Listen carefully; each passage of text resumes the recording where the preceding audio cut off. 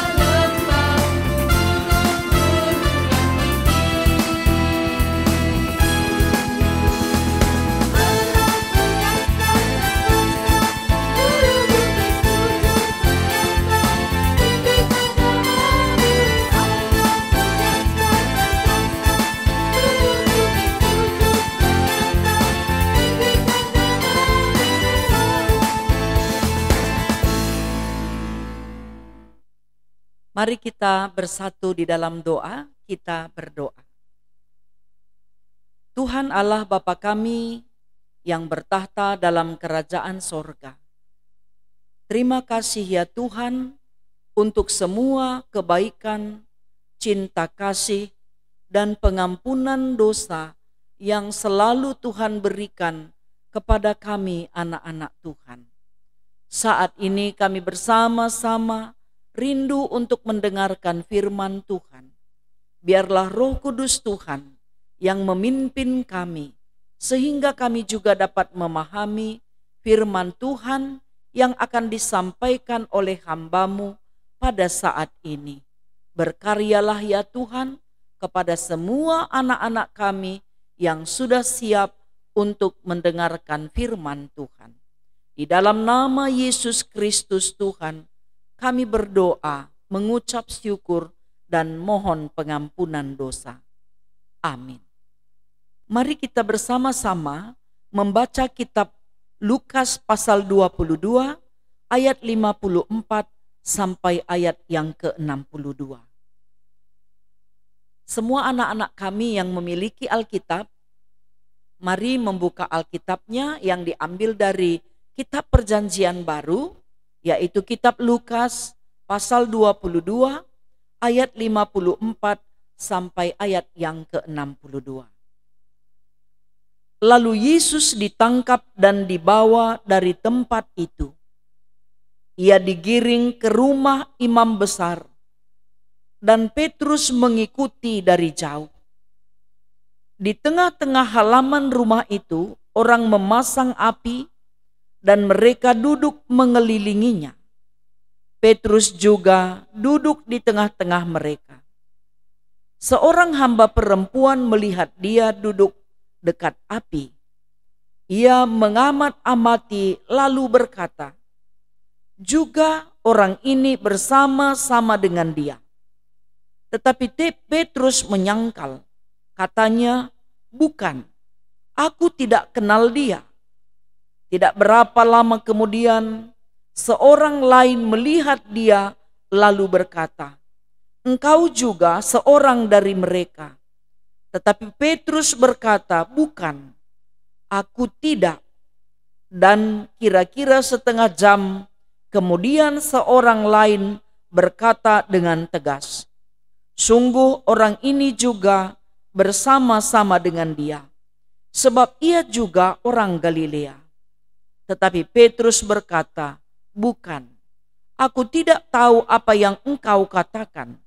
Seketika itu juga, sementara ia berkata, berkokoklah ayam. Lalu berpalinglah Tuhan memandang Petrus. Maka teringatlah Petrus bahwa Tuhan telah berkata kepadanya, sebelum ayam berkokok pada hari ini, engkau telah 3 kali menyangkal aku. Lalu ia pergi keluar dan menangis dengan sedihnya. Anak-anak yang dikasihi Tuhan, minggu ini kita merayakan Minggu Pasion yang ke-6. Tema kita pada hari Minggu ini, Petrus menyangkal Yesus. Apa kira-kira penyebab Petrus menyangkal Yesus? Kalau kita perhatikan pembacaan kita tadi, ternyata Petrus takut kepada banyak orang, teristimewa kepada imam-imam besar yang telah membawa Yesus untuk disidang. Ketakutan Petrus ini mengakibatkan hilang percaya dirinya, hilang imannya, dan dia benar-benar mengandalkan akalnya, mengandalkan kekuatannya, karena dia berpikir kalau dia berbohong dengan mengatakan bahwa dia tidak mengenal Yesus, dia akan selamat. Boleh kita katakan bahwa Petrus ini juga mau menyelamatkan nyawanya, menyelamatkan dirinya sendiri. Pada awalnya, pada waktu Yesus melakukan banyak sekali tanda mujizat, dia dengan bangganya, dengan gagahnya mengatakan bahwa dia akan membela Yesus sampai ke titik penghabisan darahnya. Tapi ternyata masih seorang perempuan yang bertanya kepada dia dengan mengatakan bahwa orang ini bersama-sama dengan dia, maksudnya bersama-sama dengan Yesus. Dia langsung berbohong dengan mengatakan, bukan, aku tidak mengenal dia. Dengan gampangnya Petrus berani mengatakan bahwa dia tidak mengenal Yesus. Ini tentu merupakan hal yang sangat menyedihkan bagi Yesus. Kenapa Petrus berani berbohong? Berani mengatakan tidak mengenal Yesus, padahal dia mengenal Yesus. Ini karena dia mau menjaga hidupnya, menyelamatkan hidupnya. Dia tidak takut untuk berbohong. Berbohong itu dosa. Hukumannya juga sangat berat. Upah dosa adalah maut. Orang yang hidup di dalam dosa dan tidak mau bertobat, hukumannya maut, akan memperoleh hukuman mati kekal. Kemudian datang juga orang bertanya kepadanya dengan mengatakan, engkau juga seorang dari mereka. Itu untuk yang kedua kalinya. Dia juga masih berbohong. Dia berpikir dengan berbohong yang pertama, dia akan selamat. Ternyata ada juga orang yang bertanya dengan mengatakan bahwa dia juga adalah orang yang selalu bersama-sama dengan Yesus. Kemudian dia berbohong lagi. Jadi kalau sudah kebiasaan berbohong, ini sangat sulit mengubahnya. Semua anak-anak Tuhan, dimanapun berada, jangan suka berbohong. Karena apa? Kalau kita berbohong, kita menghina Tuhan, menghina pencipta kita, menghina diri kita sendiri. Karena apa? Orang yang suka berbohong akan ketahuan dari raut wajah, akan ketahuan dari tubuhnya. Karena orang yang tidak suka berbohong, mau berbohong, akan ketahuan. Apalagi seorang guru ya, atau orang tua, kalau dibohongi dia pasti tahu. Kemudian setengah jam kemudian, ada juga orang yang bertanya dengan mengatakan bahwa dia ini adalah orang Galilea. Dengan gagah dan berani Petrus mengatakan, bukan. Dia tidak mengenal Yesus. Dia benar-benar mau menyelamatkan nyawanya. Dia menyangkal imannya. Dia menyangkal Tuhannya. Apa yang membuat Petrus menjadi sadar? Ketika ayam berkokok 3 kali, baru dia sadar apa yang pernah diucapkan oleh Yesus.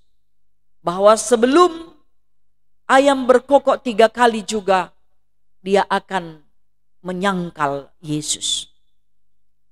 Kemudian dia sadar, tetapi penderitaan Yesus telah berlalu. Memanglah pasti juga Yesus akan menderita, walaupun tadi Petrus mengaku. Saat dia menyangkal juga, Yesus juga akan mengalami penderitaan. Penderitaan Yesus tidak akan pernah bisa diubah. Tetapi kenapa Petrus mau berbohong? Ini menjadi pelajaran yang sangat besar bagi semua anak-anak Tuhan dimanapun berada. Kita lihat, setelah ayam berkokok Petrus bersedih, dia menangis. Apa gunanya menangis dan bersedih kalau tidak mau bertobat? Kalau akan selalu lagi mengulangi kesalahan yang sama dengan mau berbohong terus-menerus. Siapa yang mau disebut menjadi raja pembohong atau ratu pembohong atau anak pembohong? Orang yang suka bohong itu anak iblis, anak kegelapan. Anak kegelapan apa akibatnya? Dia tidak suka dengan hal-hal yang baik. Dia tidak suka dengan kejujuran. Dia tidak suka dengan hal yang benar. Dia tidak mau berbuat baik karena apa? Orang yang hidup di dalam kebohongan adalah anak-anak kegelapan. Petrus mau menyangkal Yesus karena dia pikir bahwa dia akan selamat. Memang dari pertanyaan 3 orang yang mengatakan bahwa dia adalah murid Yesus, dia selamat. Tetapi dia tidak selamat dari hati nuraninya sendiri. Karena dia tidak dapat menyangkal hati nuraninya. Karena hati nuraninya menghakimi dia. Coba anak-anak Tuhan yang dikasihi Tuhan, kalau berbohong, mungkin kita bisa bohongi mama kita, bapak kita, bibi kita, atau kakak kita, atau adik kita. Mungkin boleh kita bohongi. Tetapi hati nurani kita tidak bisa bohongi. Akan ketahuan. Pasti akan ketahuan, cepat atau lambat. Kalau anak-anak kami suka berbohong, bertobatlah. Mungkin lagi jam belajar ya, suka nonton film Korea misalnya, musik-musik Korea. Mamanya tanya, "Nakku, apakah kamu lagi belajar? Sedang belajar?" "Iya." Padahal tidak. Lagi jam belajar, pegang buku, tapi ternyata di dalamnya ada novel atau komik. Orang tuanya tanya, "Nakku, lagi belajar kah?" "Iya." "Banyak kali PR, Mak." Seolah-olah orang sibuk.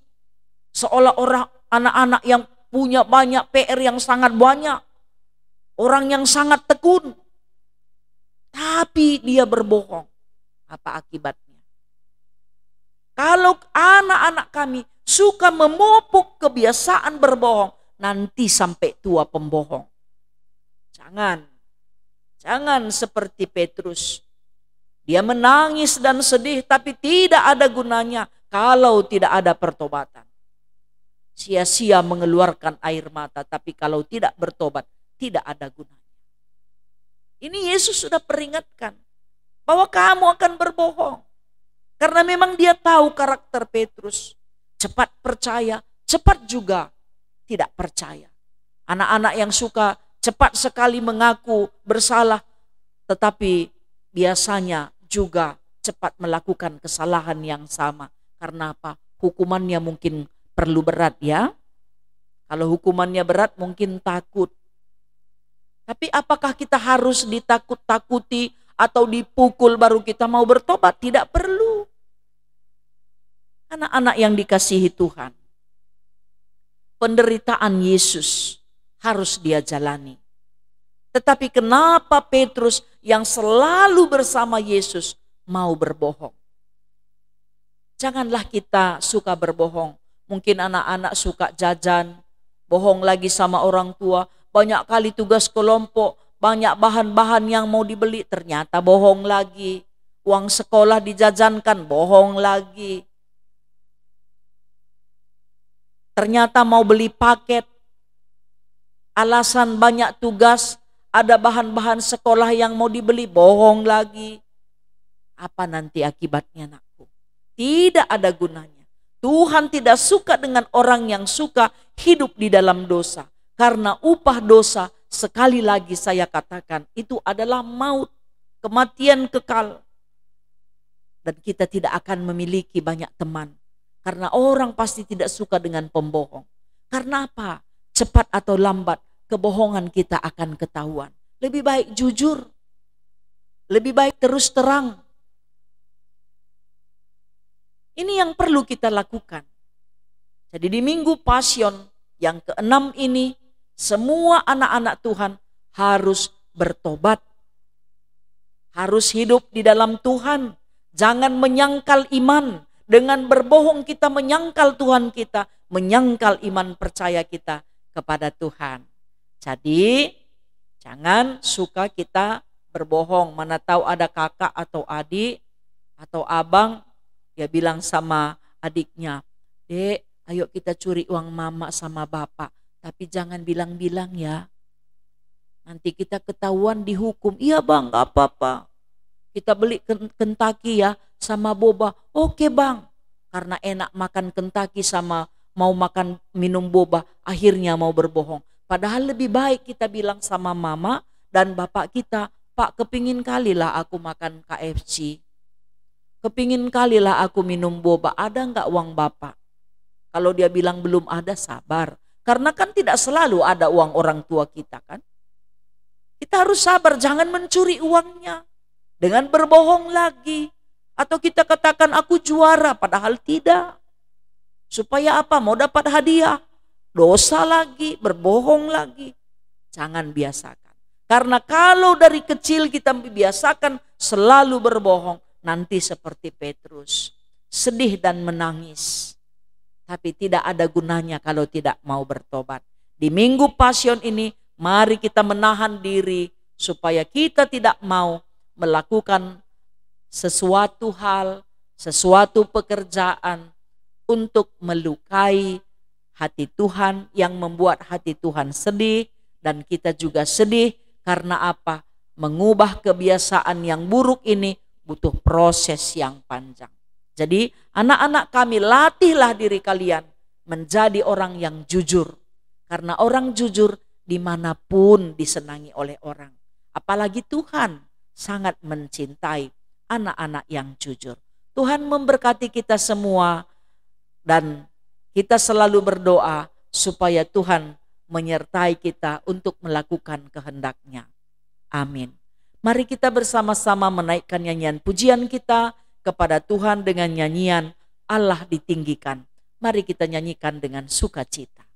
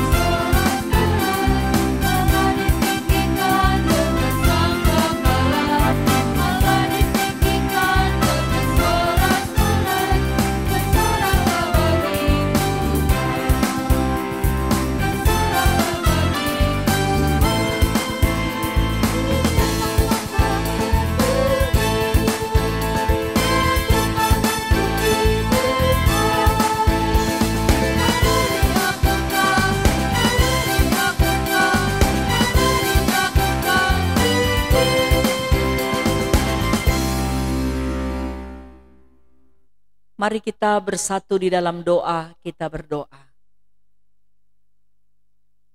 Terima kasih ya Tuhan, karena firman-Mu mengingatkan kami menyadarkan kami dari sikap Petrus yang benar-benar takut akan kematian.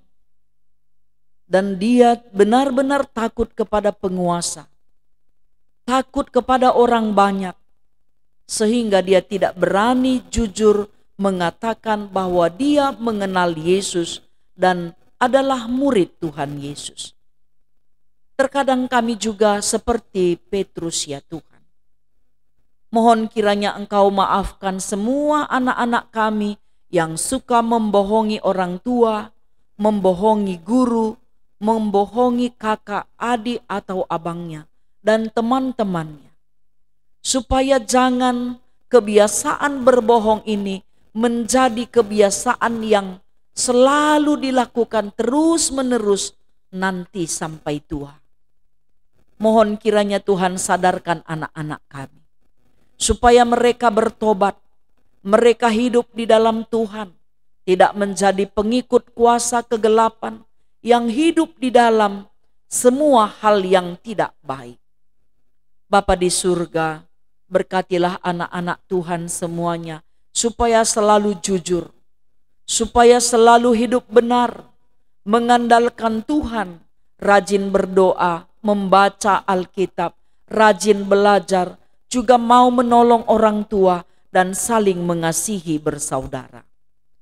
Bapa di surga, berkatilah juga anak-anak kami yang berulang tahun, supaya mereka selalu bersuka cita di dalam pertambahan usia yang Tuhan berikan kepada mereka. Dan biarlah Tuhan Engkau menolong anak-anak kami, supaya tidak pernah bosan untuk belajar. Mereka rajin mencari dan menggali ilmu, supaya apa yang mereka cita-citakan dapat tercapai.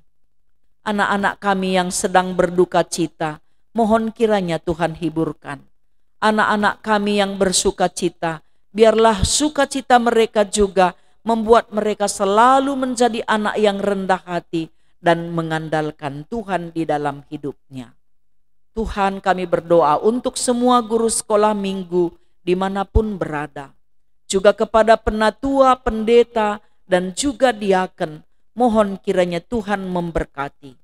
Begitu juga persiapan gereja GBKP untuk melakukan sidang sinode.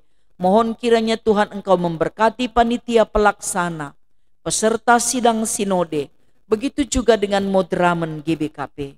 Sehingga atas berkat dan perkenanan Tuhan, sukses sidang sinode secara virtual yang akan dilakukan pada tanggal 15 sampai 18 April. Inilah kami dan doa kami ya Tuhan. Mohon kiranya Engkau juga memberkati bangsa dan negara kami. Juga mohon kami kiranya Engkau lepaskan kami dari pandemi COVID-19 ini, supaya anugerah Tuhan, berkat Tuhan melimpah untuk setiap orang yang percaya. Di dalam nama Yesus Kristus Tuhan, kami berdoa seperti yang diajarkan oleh Tuhan Yesus. Mari kita ucapkan bersama-sama doa Bapa kami. Bapa kami yang di sorga, dikuduskanlah namamu, datanglah kerajaanmu.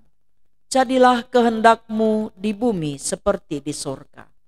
Berikanlah kami pada hari ini makanan kami yang secukupnya, dan ampunkanlah kami akan kesalahan kami, seperti kami juga mengampuni orang yang bersalah kepada kami. Dan janganlah membawa kami ke dalam pencobaan, tetapi lepaskanlah kami daripada yang jahat, karena Engkaulah yang punya kerajaan dan kuasa dan kemuliaan sampai selama-lamanya. Amin. Salam sukacita dan salam damai sejahtera buat semua anak-anak yang dikasihi Tuhan. Ibadah kita pada hari ini telah selesai. Kita bertemu kembali dalam ibadah kita minggu depan. Salam sukacita untuk kita semua. Tuhan memberkati.